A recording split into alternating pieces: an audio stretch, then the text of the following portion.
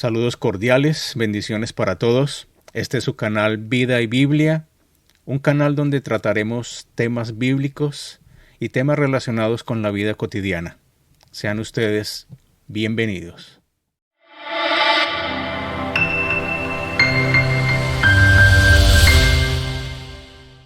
Muchos sacerdotes y otros líderes que fueron bautizados en el Espíritu Santo siguieron en la Iglesia Católica y fomentaron el avivamiento. Otros, que ya no estaban de acuerdo con algunas de las doctrinas católicas, se retiraron de esta iglesia y se unieron con los evangélicos o formaron iglesias carismáticas independientes. Juan XXIII, Papa desde 1958 hasta 1963, era muy sensible a la obra del Espíritu Santo y oraba por un avivamiento. Se cambió la actitud oficial de la Iglesia hacia los protestantes. En vez de la persecución, ya se fomentaba el diálogo. Esto resultó en la cooperación entre las iglesias católicas y protestantes de muchas denominaciones en el movimiento ecuménico. Ecuménico significa mundial. El Concilio Vaticano II y el movimiento ecuménico. El Papa Juan XXIII, 1958-1963, así como sus sucesores Pablo VI y Juan Pablo II, han hecho mucho para fomentar la tolerancia y un acercamiento entre católicos y protestantes. Como resultado, el ambiente ha cambiado. Se fomenta la cooperación en proyectos de ayuda social entre católicos, protestantes y judíos, y hay diálogos entre sacerdotes, pastores y rabinos para lograr un mejor entendimiento. En vez de mirar a los protestantes como herejes, ya se les considera hermanos separados. El Papa Juan XXIII inició una campaña para modernizar la Iglesia y ayudarla a hacer frente a los problemas del siglo XX y cumplir su misión cristiana con mayor eficiencia. Dio un paso radical cuando recomendó la lectura bíblica por los laicos, cosa que se había prohibido o desaconsejado por muchos siglos. Convocó para 1962 el Concilio Ecuménico Vaticano II. Un concilio ecuménico es una convocación de los obispos y teólogos de la Iglesia de todo el mundo, para considerar la acción que la Iglesia debe tomar en asuntos importantes y para aprobar las doctrinas oficiales. El primer concilio se había celebrado en Nicea, en 325 después de Cristo, y el último había sido el Concilio Vaticano I, en 1870. El Concilio Vaticano II fue diferente, porque el Papa invitó a los dirigentes de otras iglesias a asistir como observadores. Aceptaron la invitación representantes de las iglesias orientales ortodoxas y de muchas denominaciones protestantes. El concilio se reunió en 3 sesiones anuales desde 1962 hasta 1964. Después del fallecimiento de Juan XXIII, el nuevo Papa Pablo VI presidió las 2 sesiones finales. Los 2.300 obispos y el Papa estaban dispuestos a adaptar algunas de las costumbres y actitudes de la Iglesia para aprovechar mejor las oportunidades de servicio en el siglo XX. Entre las decisiones principales del concilio se hallan las siguientes. 1. Los obispos deben participar con el Papa en el gobierno universal de los fieles. 2. Hombres casados de edad madura, ordenados como diáconos, podrán desempeñar muchas funciones litúrgicas, tales como la predicación del Evangelio y la distribución de la Santa Comunión. 3. Se debe buscar la unión cristiana, y se reconoce que el Espíritu Santo está obrando entre los cristianos no católicos tal como obra en la Iglesia Católica. 4. Deben gozar de amplia autonomía los grupos no latinos de católicos romanos, cuyos ritos orientales son similares a los de las iglesias ortodoxas. Se deben reconocer como válidos los matrimonios celebrados por los sacerdotes ortodoxos entre los católicos de los ritos orientales y los ortodoxos. 5. Se debe condenar el antisemitismo, reconociendo que ni los judíos de hoy ni todos los judíos de la época de Cristo han sido culpables de su muerte. 6. Se deben reconocer los amplios valores espirituales en muchas religiones no cristianas, judaísmo, budismo, islamismo y brahmanismo. 7. Se aplica a la Virgen María el nuevo título oficial de Madre de la Iglesia. Surgieron cambios en las costumbres. Se dio permiso para celebrar los ritos de la Iglesia en el idioma del pueblo en lugar de latín. Y se permitió modificar los hábitos usados por las monjas para hacerlos más apropiados a su trabajo. En 1967 se eximió a todos los católicos de la obligación de abstenerse de carne los viernes. Entre otros asuntos que seguían debatiéndose estaban el divorcio, el uso de los anticonceptivos en casos especiales y la posibilidad de matrimonio para el clero. Se celebraron unas reuniones históricas entre el arzobispo de Canterbury, autoridad suprema de la Iglesia Anglicana, de Inglaterra, y el Papa. Entre las iglesias protestantes, la anglicana es la que menos se separó de la romana en sus reformas, siendo más político que doctrinal el motivo de la división. El acercamiento en el movimiento ecuménico y en las conversaciones entre los dos dirigentes alentaba las esperanzas católicas de que la Iglesia anglicana volviera al seno de la romana. Mientras muchos dirigentes protestantes mostraban entusiasmo por el acercamiento a la unión cristiana, los evangélicos observaban que las concesiones hechas por la Iglesia católica romana no incluían ningún cambio con respecto al culto a las imágenes y otros puntos doctrinales que violan las enseñanzas bíblicas. Daban gracias a Dios por el aumento en la libertad religiosa y por la lectura bíblica que causaba la salvación genuina de muchos católicos, pero a la vez consideraban que tenían que contender ardientemente por la fe una vez dada a los santos. Judas 3. Doctrinas del catolicismo romano. La naturaleza de Dios. La Iglesia católica cree en la Trinidad. Sin embargo, el concepto general del Padre es el de un ser remoto, severo, airado, a quien se tiene que aplacar por la intercesión de Jesús, la Virgen y los santos, como también por penitencias y buenas obras. Este concepto de Dios Padre es completamente contrario a la revelación de su naturaleza como la tenemos en la persona y las enseñanzas de Jesucristo. Dios es amor. Es misericordioso y lleno de compasión. Juan 3:16, 14:9, 1 Juan 4, 7, 10, 16, 19. En su amor, el Padre Celestial ha hecho posible nuestra reconciliación a costa del sacrificio de su propio Hijo. Ahora nos invita con amor a acercarnos a Él y gozar de su presencia y comunión. Oración a los santos. Se enseña que hay un solo Dios, pero es bueno invocar a la Virgen María y a los santos para que intercedan a nuestro favor y nos consigan de Dios las bendiciones que necesitamos. Esta práctica se basa en la idea de que el pecador no se debe atrever a dirigirse a un Dios santo. En cambio, los santos, habiendo pasado por las mismas luchas y tentaciones que nosotros, nos comprenden mejor y nos tienen compasión. Ellos interceden por nosotros, probablemente primero ante la Virgen María. Ella presenta la petición a su Hijo, quien no puede negarle nada a su madre, y él a su vez le presenta la petición a su Padre, Dios. En esta práctica muchas personas adoran a la Virgen María y a los santos. El santo patrón del pueblo toma el lugar de Dios para la gente en muchos lugares. Tal enseñanza deshonra a Dios, haciéndolo menos compasivo, misericordioso, amoroso y comprensivo que los santos. La Biblia enseña todo lo contrario. Nos amó tanto que dio a su Hijo amado para salvarnos. ¿Por qué no ha de interesarse en nuestras necesidades y darnos todas las cosas? Romanos 8:32. Él, más amoroso que cualquier padre o madre humanos, se compadece de sus hijos. Salmo 103, 13, 34, 8. Esta doctrina distancia al hombre de Dios, quien quiere un acercamiento por el camino abierto por Cristo. El velo del templo se rasgó. Tenemos acceso directo al trono de la gracia. Cristo mismo fue tentado también y se compadece de nosotros. Él es el único abogado que nos hace falta, el único mediador. Hebreos 4, 14, 16, 1 Timoteo 2:5. Nos invita a acercarnos confiadamente a Dios. 1 Juan 2:1, 2, Hebreos 7:25, 10. 19, 22. Orar a los santos, a los ángeles o a la Virgen es quitarle a Dios el honor que le pertenece. Si la persona consigue así lo que desea, tiende a agradecérselo a los santos y no a Dios. La Iglesia Católica Romana ha enseñado que deben venerarse las imágenes de Cristo, de la Virgen y de los santos. Esta honra se extiende a los cuadros, las cruces y crucifijos, las medallas, los escapularios y las reliquias. Dios prohíbe terminantemente hacer imágenes para honrarlas o venerarlas. Tan fuerte es esta prohibición escrita por el dedo de Dios en las tablas de la ley, que se ha omitido del catecismo. En la parte sobre los 10 mandamientos, se ha dividido en dos el mandamiento 9 para que siempre fueran 10. En la Biblia católica, al igual que en la protestante, esta prohibición es el segundo de los 10 mandamientos, en Éxodo 24, 5. No te harás imagen, ni ninguna semejanza de lo que esté arriba en el cielo. Incluye las imágenes de Cristo, de María, y de todos los santos que están en el cielo con Cristo ahora. Los católicos responden que no adoran las imágenes o los cuadros, solamente los veneran. Pero Dios mismo escribió, no te inclinarás a ellas ni las honrarás.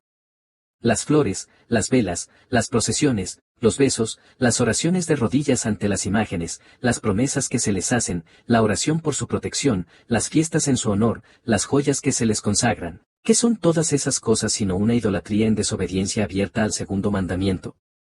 Se acostumbraba a prometer ciertos méritos espirituales o indulgencias a los que visitaban el templo de cierto santo, encendían velas ante su cuadro o imagen, o celebraban una fiesta en su honor. Desde mediados del siglo XX un avivamiento y la lectura de la Biblia han traído muchos cambios al catolicismo. Muchas iglesias han quitado las imágenes de los templos, enseñando que se debe orar directamente a Dios. El lugar de la Virgen María. Se le ha asignado a la Virgen María un lugar intermedio entre los santos y Dios, como la principal entre los santos y la Madre de Dios, culto de hiperdulía. Se enseña que María es la Madre de Dios, Reina del Cielo, abogada nuestra, nacida milagrosamente por la Inmaculada Concepción, siempre virgen sin mancha de pecado original, defensora nuestra ante su Hijo, esposa de Dios, mediadora de toda la gracia, corredentora de la humanidad y madre de la Iglesia. Después de su muerte, resucitó, y Dios la llevó corporalmente al cielo para hacerla reina de hombres y ángeles. Ninguno de los apóstoles ni de los padres primitivos de la Iglesia dicen nada de esto. Surgieron estas enseñanzas de la amalgama de religiones que empezó bajo Constantino. Se inventaron para que María llegara a ser reina del cielo. Algunos de los grandes hombres de la Iglesia, tales como Nestorio y Anastasio, las combatieron vigorosamente, pero las creencias persistieron como tradición de la Iglesia. Por fin, en el año 1854, se aprobó como dogma oficial la doctrina de la Inmaculada Concepción de María, y en 1950 se promulgó como dogma la doctrina de su Asunción.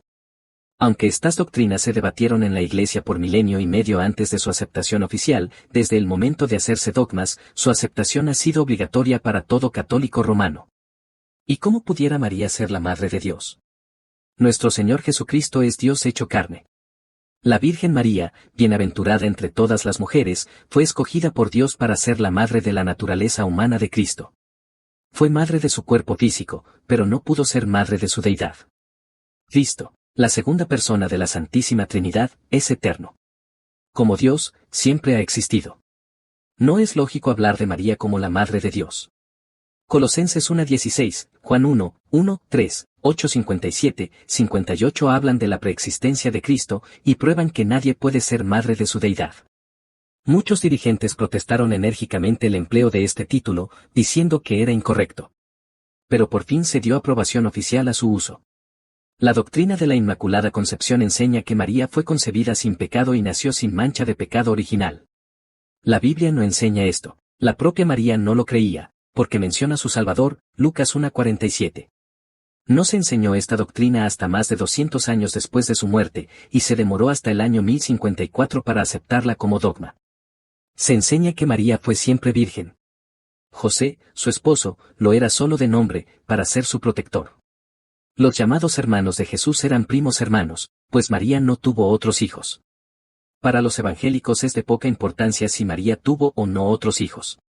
Sin embargo, no deshonramos a María al creer lo que parece indicar la Biblia, que ella tuvo otros hijos. La Biblia enseña que el matrimonio es honroso, Hebreos 13:4. Mateo 1:24, 25 parece enseñar claramente que después del nacimiento de Jesús, José y María llevaron la vida normal de cualquier matrimonio. Si no tuvieron hijos, la palabra primogénito es por demás en este texto. No se habla del hijo mayor de una familia si no hay más de uno. Mateo 12:46 habla de los hermanos de Jesús. En Mateo 13:55, 56 el pueblo da los nombres de sus 4 hermanos varones.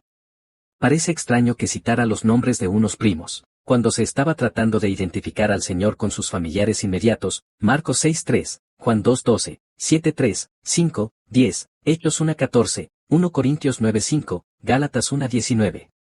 La mención de los hermanos de Cristo en compañía de María nos fortalece en la creencia de que eran los hijos de ella y no sus sobrinos, Marcos 3:31, 32. Se presenta a María como mediadora para la humanidad. En el Ave María se reza, Santa María, Madre de Dios, ruega por nosotros los pecadores, ahora y en la hora de nuestra muerte. Amén. En el Rosario, se rezan 10 Ave Marías por cada Padre Nuestro, poniendo así más importancia sobre la abogacía de María que sobre la forma de oración que Cristo enseñó. Tenemos 3 motivos principales para no dirigirnos a Cristo o a Dios el Padre por medio de María como mediadora. 1. Es antibíblico. Cristo es el único mediador, 1 Timoteo 2:5. 2. Es inútil. Cristo enseñó, cuando aún estaba en la tierra, que María no tenía más privilegios o derechos que cualquiera que creyese en él, Mateo 12, 46, 50, Lucas 11, 27, 28, Marcos 3, 31, 35. 3. Es innecesario. ¿Por qué andar con rodeos cuando tenemos la invitación de llegar directamente a Cristo? Hebreos 4, 15, 16. Y ya que hemos nacido de nuevo, tenemos derecho a ir directamente a nuestro Padre Celestial en oración, Lucas 11:1, 2. La Biblia. La Iglesia Católica cree en la inspiración divina de la Santa Biblia.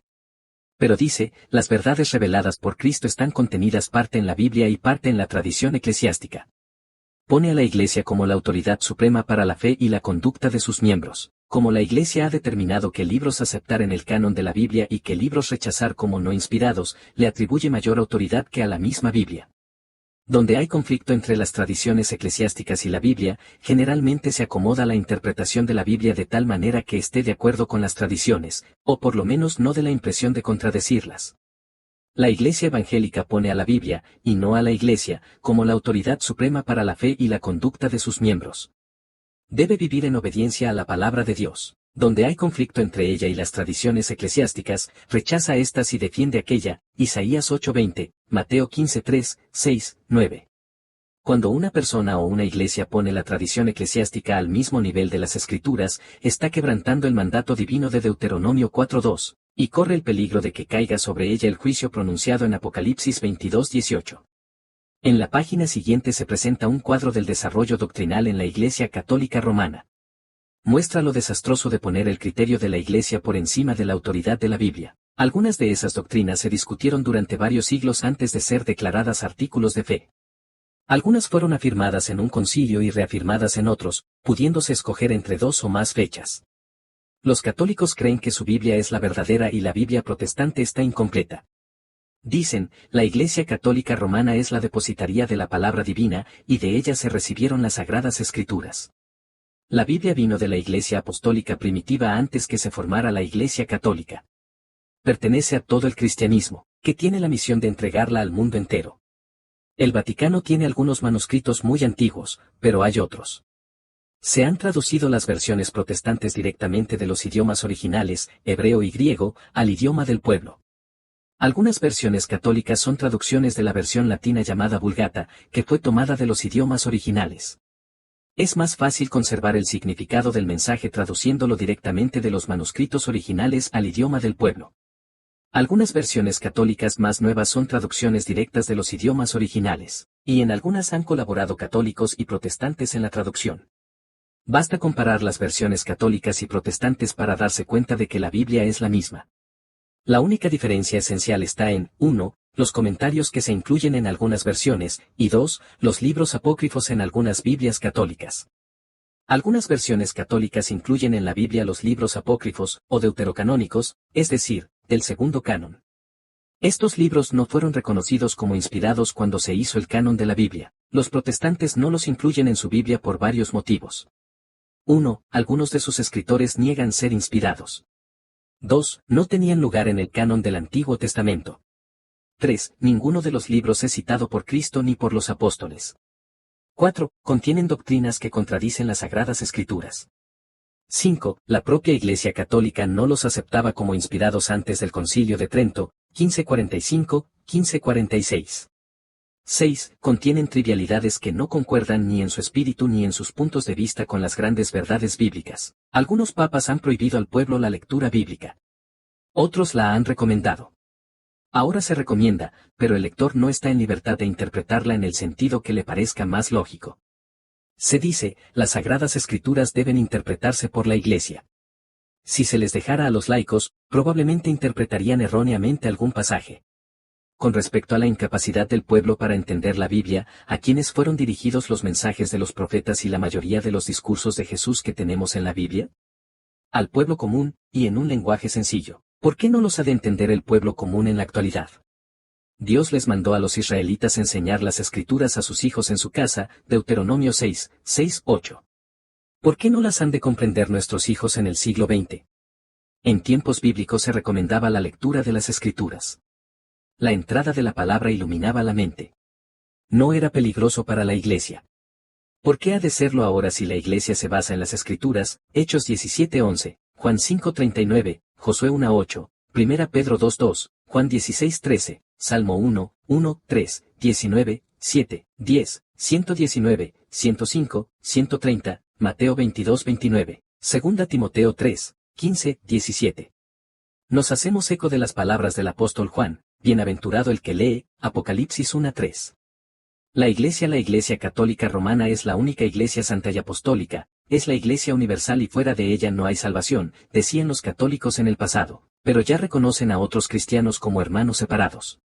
La verdadera Iglesia universal se compone de todos los que han nacido de nuevo, es decir, los que han creído en Cristo como su Salvador, Juan 3:3, 16, 17:3, 24, 1 Corintios 12:13.